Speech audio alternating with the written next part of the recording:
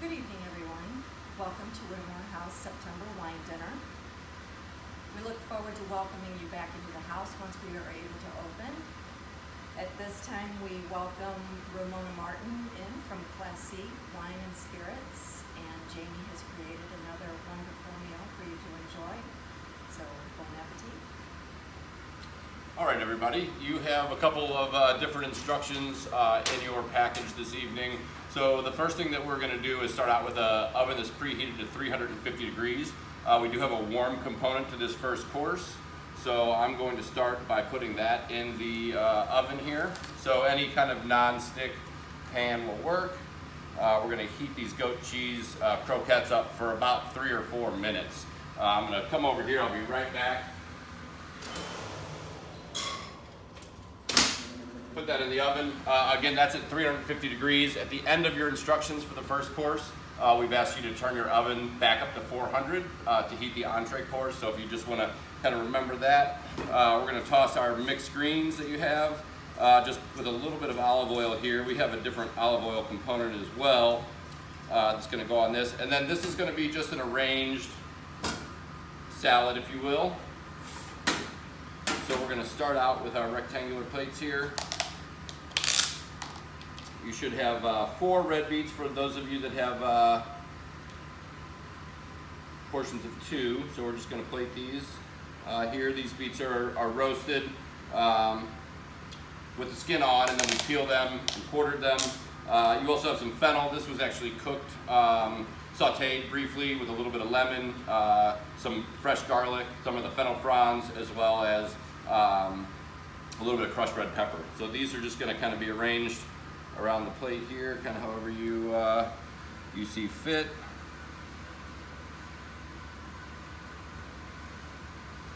And then we're going to sprinkle some of these roasted golden beets just around the plate as well.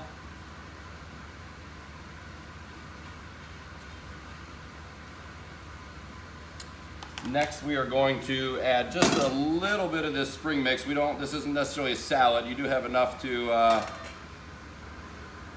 kind of make this look nice, but we don't want to cover everything that we're presenting here.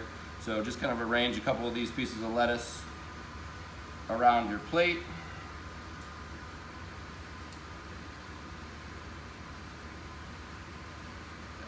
Mixer here. And at this time, I think we're ready to go ahead and get the goat cheese croquettes. I'm going to grab that out of the oven.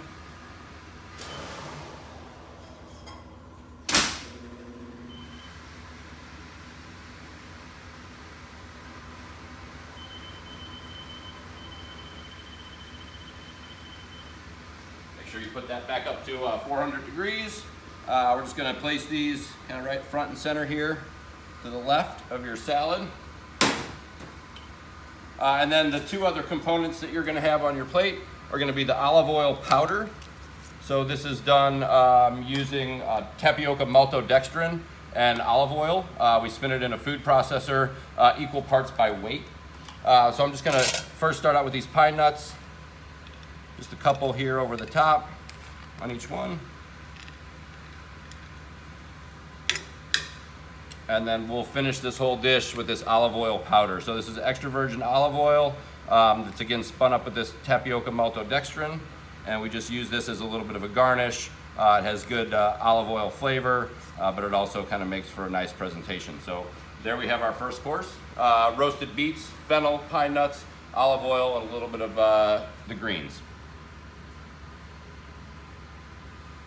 All right, we're going to go over to Ramona to tell you about the first course wine. Hi, everybody. I wish I could see you in person, but hopefully soon.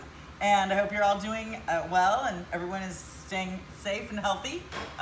So with this first course, it's always a challenge when you've got such interesting combinations of flavors like the tang of goat cheese and then the earthiness of the beets and the freshness of the greens. We decided to go with a wine from Spain. This is called Nesa Albarino. That's the grape, Albarino. The producer is Adegas Grand Venom, which roughly translated just means like winery of great wine. And they are from a region in the northwest part of Spain that's directly above Portugal.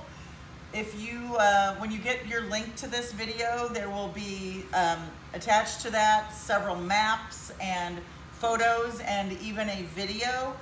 Please watch the video. It's really short. It's a drone video over this property, so it really gives you the bird's eye view of the winery and the vineyards. So one of the unique things about this region, which is called Rías Baixas, is that it's right next to the ocean. So it's the province of Galicia. So if you, and then the sub-region is Val do Samas. So if you are looking at the map, it's literally on the coast of Spain, on the east coast of Spain, I'm sorry, the west coast of Spain, directly above Portugal. And it's a small winery. They only own 8 acres, but there are 30 local producers. Some have just as small as a half of an acre that they have contracts with, and they control the production of those. And the only thing they make is Albarino. So they make 4 different bottlings of Albarino. And this Nessa is their entry-level wine.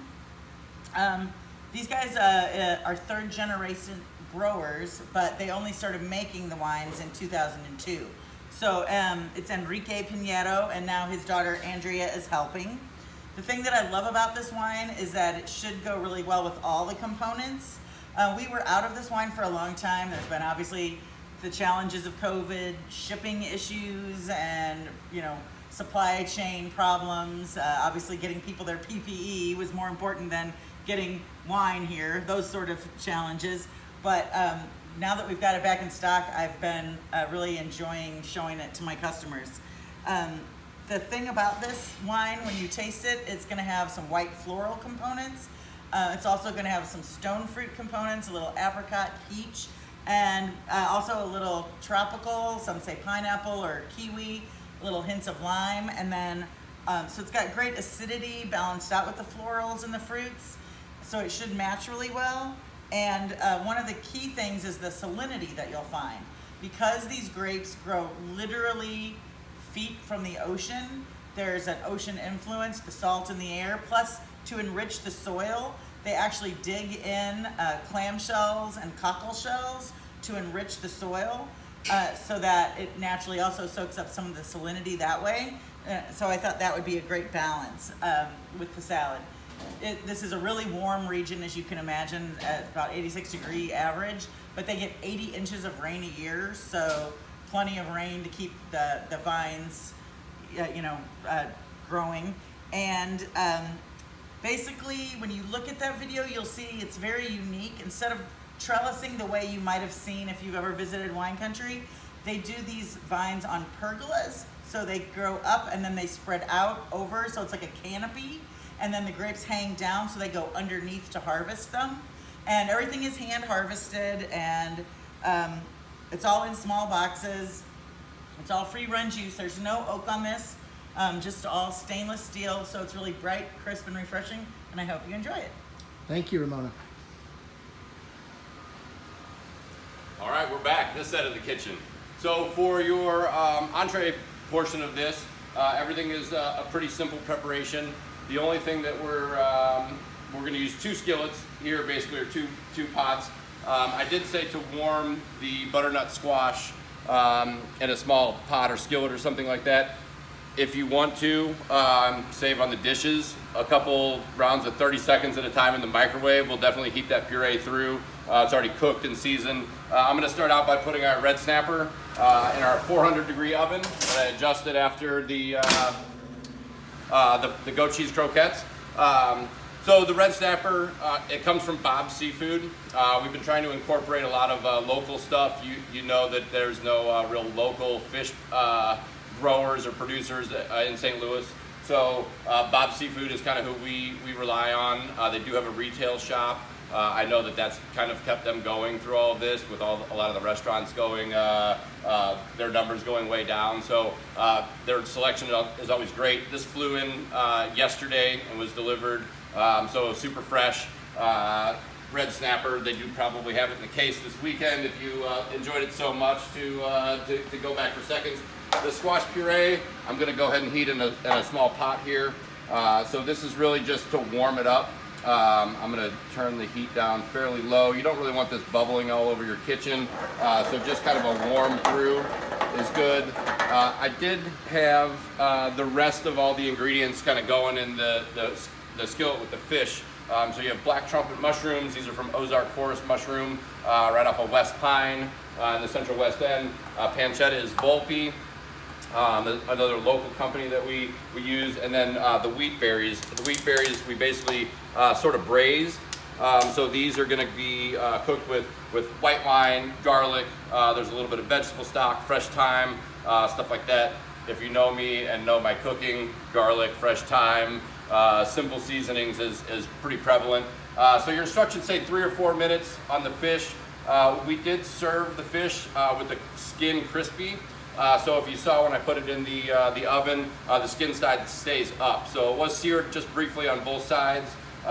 We want to keep that skin up so it gets real crispy as we go through the heating process. I'm going to go ahead and open these trumpets up here. And our pancetta. So this has been about 3 minutes in here. It's basically just starting to get warm. So we're gonna actually just kind of finish everything in the same pot here. So we can put this pancetta in the corner over here. And then we're gonna add our wheat berries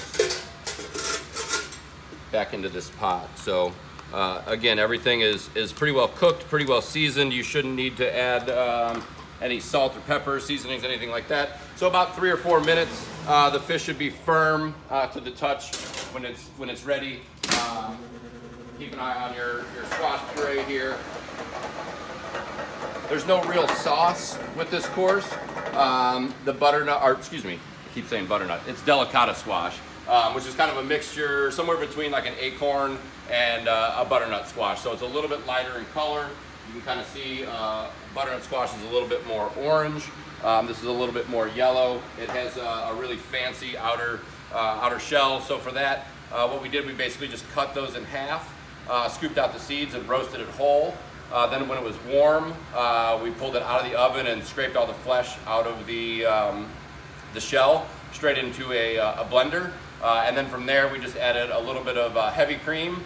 And then anytime that you're going to make, kind of a sauce or even like a squash puree soup or something like that, just a few cubes of butter while the mixture is hot as the blender is spinning is really going to make it shine and give it a nice look to it. So that's kind of how we made that. Seasoned the squash before it went in the oven, and then obviously we seasoned the puree as it was being ready. Anytime you add cream or unsalted butter, you want to make sure that the seasoning is right. I didn't over season the squash puree because we do have pancetta, which is relatively salty. The fish is just seasoned lightly with salt as it was seared. So all these flavors should really kind of come together on your plate here. I'm gonna say we're just about ready here. I'm gonna give this fish just another minute. I said you don't want it bubbling all over your kitchen, and then I'm bubbling it all over the kitchen, so maybe try to avoid that. Just a moderate low heat.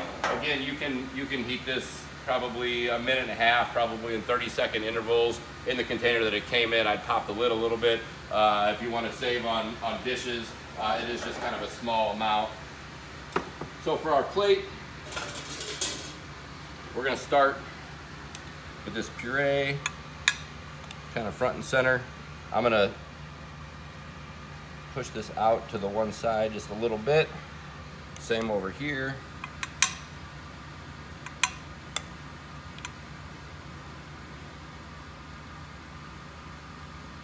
So you just want a nice kind of setup for your fish and the rest of the ingredients to head towards.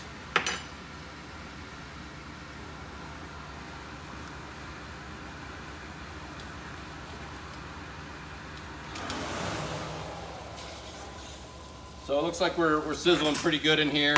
Everything is relatively ready to go. I'm gonna put just a little bit of this wheat berry mix right here, kind of give the fish a landing spot, and I'm gonna sprinkle a little bit over the top at the very end.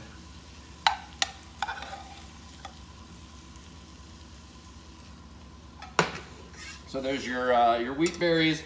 We're gonna go ahead and place this skin side up right here in the middle.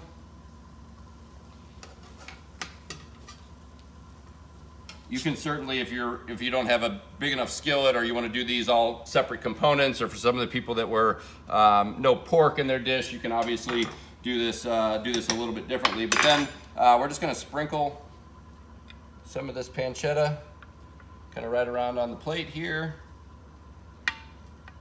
some on the floor. These are Ryan's personal favorite. He loves mushrooms very much. So the same thing. Have some good intense colors here with that orange sauce kind of coming through. And then this darker pancetta and the black trumpet mushrooms.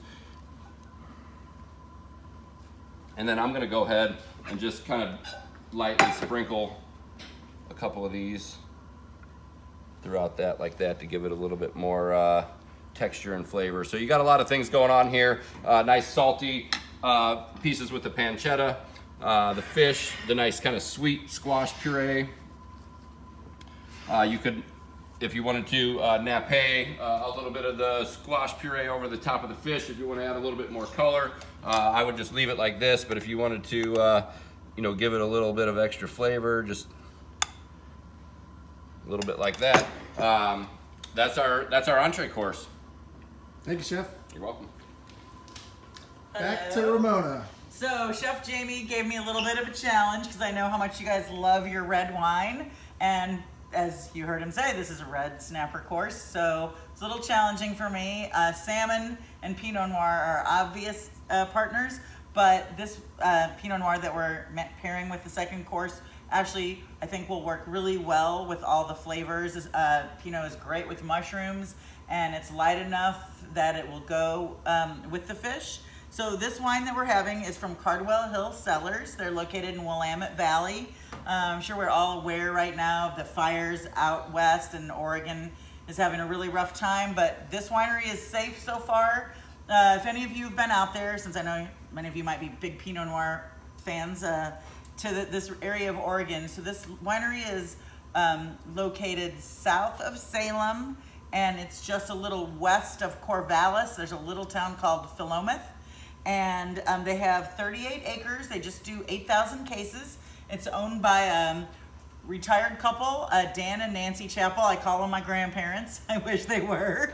They're a lovely couple. They come to visit, well, not this year, but they come to visit every year to see customers and work the market with us. All of their wines on their estate are certified live. Live stands for low input viticulture and enology. That's a mouthful to basically say that these wines are done with sustainable and even many biodynamic practices. So it's a several year process for that certification. The Live group also works with another group called Salmon Safe. So you may see many Oregon wines that are live and salmon safe.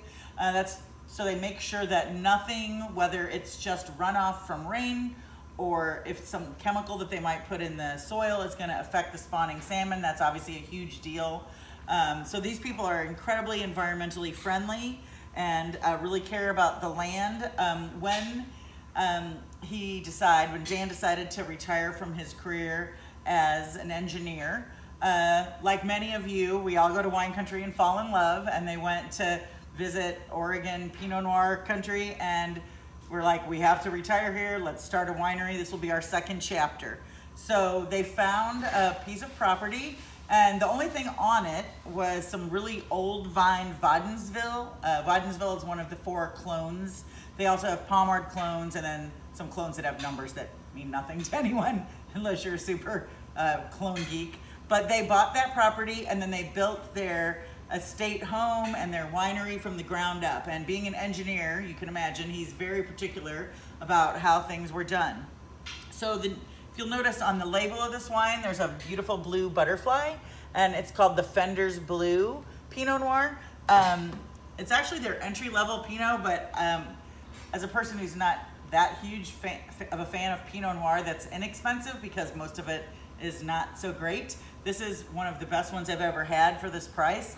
But the Fender's Blue is a butterfly that's on the endangered species list, and they've dedicated some acres on their property to a butterfly habitat for that. So it's an extra special part of what they do. So They do everything on their estate. So from the ground to the bottling, they have their own bottling line. They grow their own grapes. It's just 38 acres, and this wine is hand-picked, and then it's what they call free-run juice. So it's very softly pressed, and it's gravity-fed winery. So inexpensive wines, they crush them down to the last bit of juice to get everything they can out of them. But this is free run juice, and after it cold soak ferments for 40 days, then they put it in the oak barrels. He only uses French oak barrels, just 10 months, because Pinot Noir is delicate grape. It's not like our big Cabernets or Malbecs. So you want a softer wine, and then at the end of that fermentation period, they take all the different lots from the different clones that are in different vineyards, and they blend those in a stainless steel tank, and then they go to the bottling line. And so this wine, they just make $1,499. I love how specific Dan is. It's the engineer in him. Couldn't just round it up to 1,500 cases. He had to call it $1,499. So when after this is bottled, they do let it rest a little bit before they ship it. But it happens that 2018 was a fabulous year for Pinot Noir there. They don't irrigate at all. It's all dry farming, which is also very good for the environment. Luckily, where they're located, again, if you're familiar with that area, having visited or looked on maps, they are west of the Willamette River, and then they're north of, I think it's called the Mary River. So they're close to some natural water sources, and hopefully that will keep the fires from getting to their property as well. But this wine is really soft and round and supple. There's no hard edges to this Pinot Noir, which may be one reason why I like it. You find a lot of sour cherry and raspberry fruit and just that kiss of oak. So it should go really well with this course that Chef made.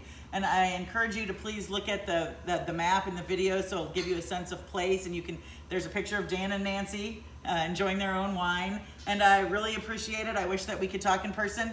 I know that Ryan said that if you have any questions, any follow-up, I would love to go table to table and speak with you, but you can always email, and I'll be glad to answer any questions that you might have. And so cheers, and thank you again. Thank you, Ramona. Back in action, the last course. Okay, so we have a kind of a play on a candy apple here today for our dessert course. So we started out with the toffee cake. So this is just a basic cake recipe that we've added a mixture of reduced cream, brown sugar, and quite a bit of butter to the top of this cake after it was cut, and then it got flashed kind of back in the oven to kind of set this as it's glazed. So we have a couple different components of the apple. You should have the Granny Smith apple puree. It's going to look like a smooth kind of white sauce here. The poached apples, these are, what kind of apples are those? Those are Honeycrisp apples that are poached in a little bit of white wine. There's some star anise in there, a little bit of cinnamon, things like that. And then we also have a caramel sauce, homemade, obviously.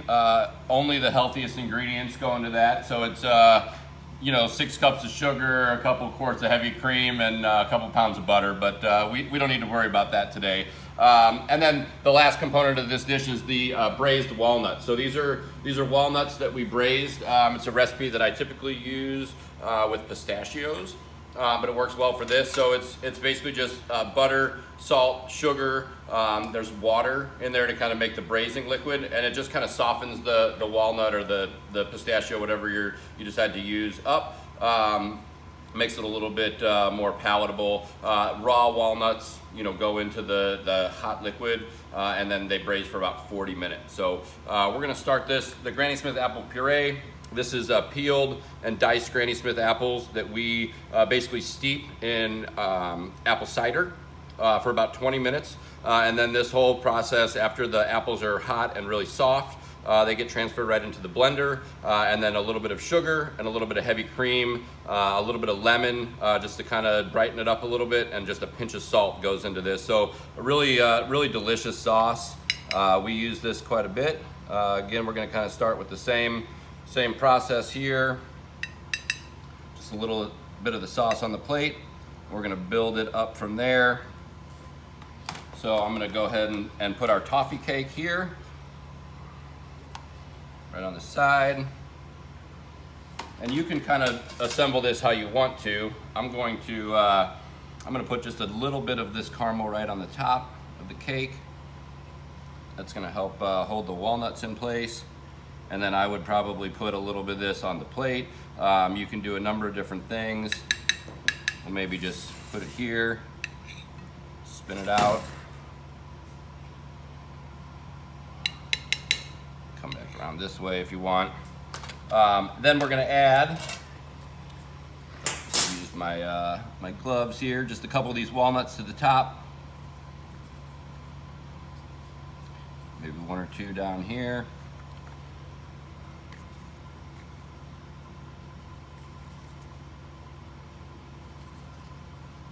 And then you've got these poached apples, which are the last component. And these also can kind of just be a little bit more free all over this plate. I'm gonna put one on top, a couple in the front.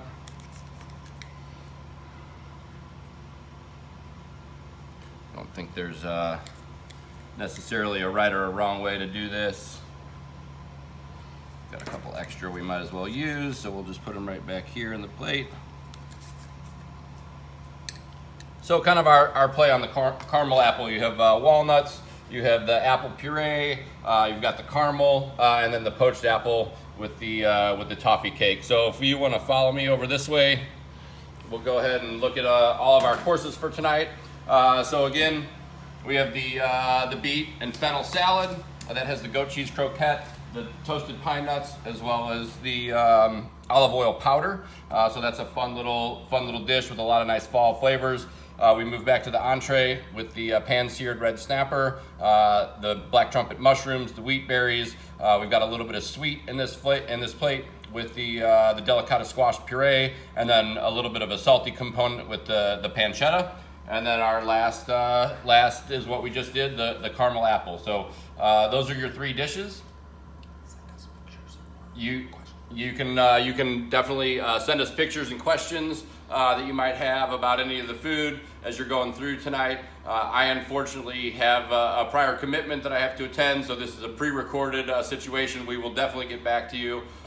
We do look forward to doing these in person. The October menu is in the process of being put together. I do know that the first course we're going to do a fun pasta dish, which some of you have probably had before. Still kind of working on some of the protein ideas, but we're going to, we assume, do this as a virtual event, probably for the next couple of months anyway. We hope to be back to work very soon, and we thank you again. We had nearly 100 people register for this. We appreciate all the support that you've given us. We're going to give you some more ideas about what the next couple months and towards the end of the year are going to look like coming up real soon. So we're very excited to get back to that, and I hope you have a great weekend and enjoy the dinner tonight. Thank you.